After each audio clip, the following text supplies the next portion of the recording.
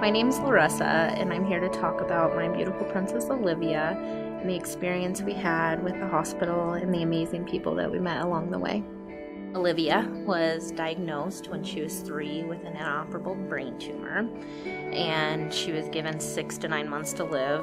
Through the process of declaring someone brain dead, we had to do the test twice. 12 hours later, repeat it to make sure she was in fact brain dead. And everybody in that room let me be Olivia's mom. I read stories and they read along with me. I can't even begin to describe what that meant to me, and I'm forever grateful for everybody in that room that day. I contacted Nebraska NORS, the Organ Recovery, and had a discussion with them about donating her organs. I truly view the nurses and surgeons that were involved in her case as the heroes in the story because of the hospital and the staff. It was successful, and several children and an adult live on now because of her.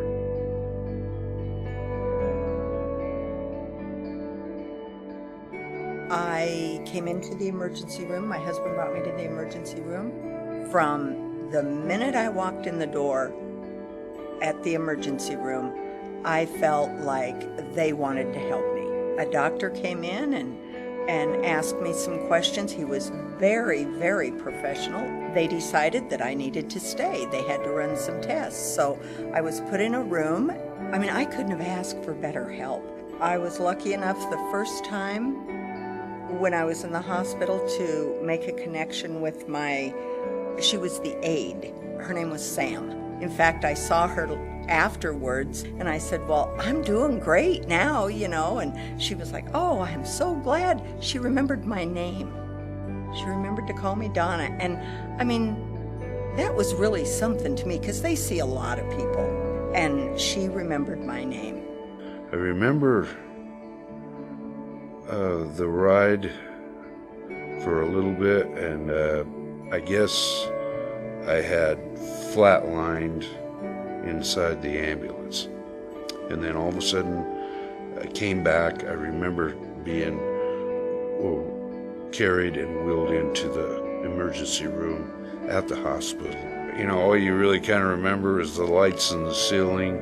I remember hearing the nurses scrambling around, just a lot of commotion, and then of course I kept flatlining, coming back, flatlining, coming back. I remember Dr. Smith doing his CPR on me, and at one point waking up and him on top of me. You just realize that this is it. This could be it. All the nurses that I've had were, without a doubt, the best. I don't know how, I can't express my thanks to them enough. I don't know how to do that without just saying it, I guess. But I couldn't have gotten better than I did here. From it's been almost 3 years now, but I still say that if I hadn't been in North Platte that day, that I think it probably would have been a different ending for me.